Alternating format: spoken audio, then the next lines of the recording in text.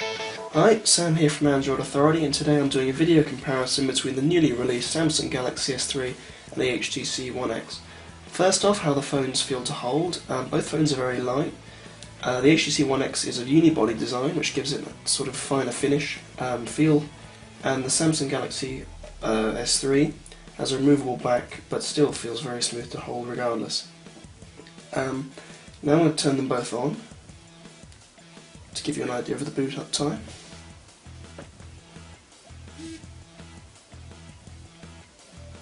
The Galaxy S3 has a 1.9 megapixel front-facing camera, the HTC One X has a 1.3 megapixel front camera.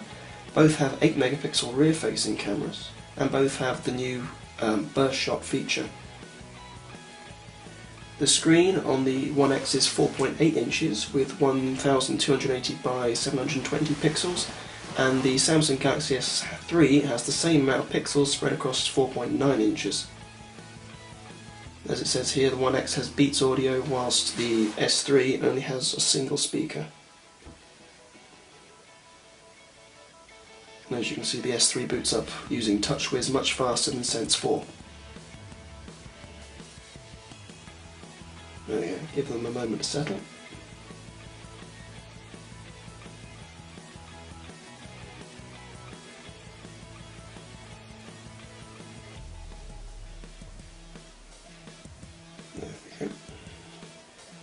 So an application launch, to give you an idea. Remember, this is a 1.5 GHz quad core and this is a 1.4.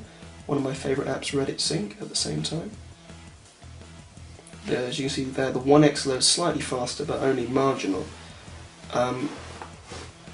Let's try another application, such as the Play Store. Again, the One X loads that little bit faster, but if you're buying a phone for the speed, then these aren't really the phones to compare, since they're both pretty much the same. One thing where the One X is far better is in the sound quality, using the Beats audio system on the rear. This speaker here and this one down here, you get far finer sound quality than you do on the S3.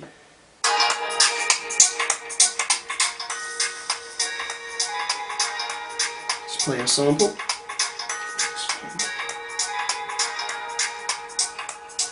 So that's from the One X, and this is from the S3.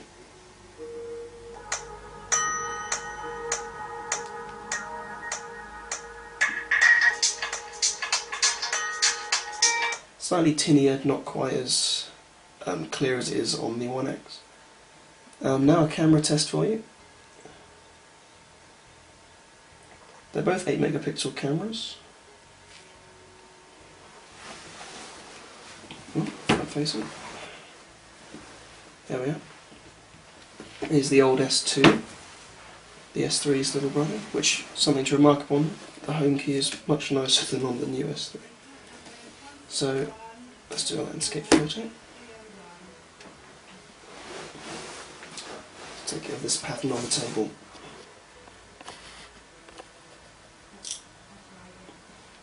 And remember, this phone has burst shot, so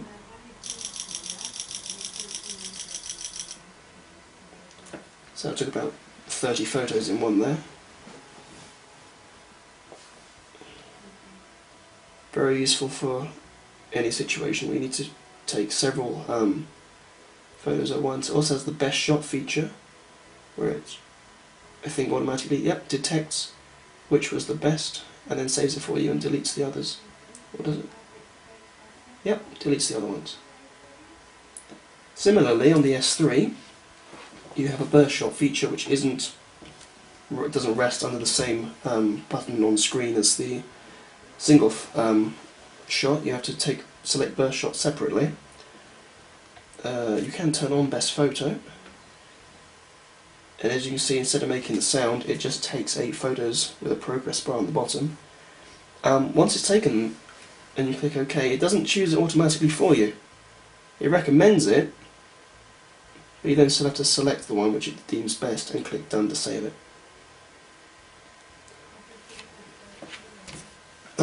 Difference in the soft keys. The One X uses a soft home key here. The S3 uses a hardware key. Normally I'm in favour of hardware keys, however The S3 doesn't.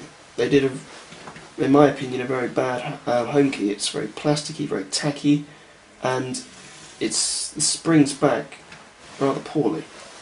In my opinion, on the turn on this one. Turn on this one. Try again. There we go. Go away. Network error. There we go. On the S2, the home button was squarer, it was more prominent, and it was much more tactile and responsive. The One X, if you switch between apps a lot, has the recent apps button in place of the menu button, because the One X favours Ice Cream Sandwich's menu button on screen. So if I open up the Play Store, up here you'll see the 3 dots used on screen in place of the soft key on the S3. So instead you get the recent apps button in its place, which I suppose is nice enough if you like to switch applications. The similar function can be triggered on the S2 by double tapping the network error. Sorry, by holding down the home key. Not quite as nice as the One X, but performs the same function. Personally, I would buy the Samsung Galaxy S3. Although it is slightly larger, incidentally, both phones are exactly the same width, although the S3 is about a single millimetre taller. Personally, I'd buy the S3 because it seems to me more responsive than the HTC One X. Also, I prefer TouchWiz, the user interface. Sense 4, for me, I've never really liked Sense, but they claim to improve things in Sense 4, and for me they haven't. It's still clunky, it's still bloated, as you can see in there. There's a lot of bloatware, Amazon, 7 Digital, movie editor, which you just don't need. You should be able to download them separately. The applications on the S3, on this screen, and those two up the top, that's all you get. Much tinier, and I believe TouchWiz is programmed by Samsung, far better than Sense ever has been by HTC. So that concludes my video comparison, and thank you for watching.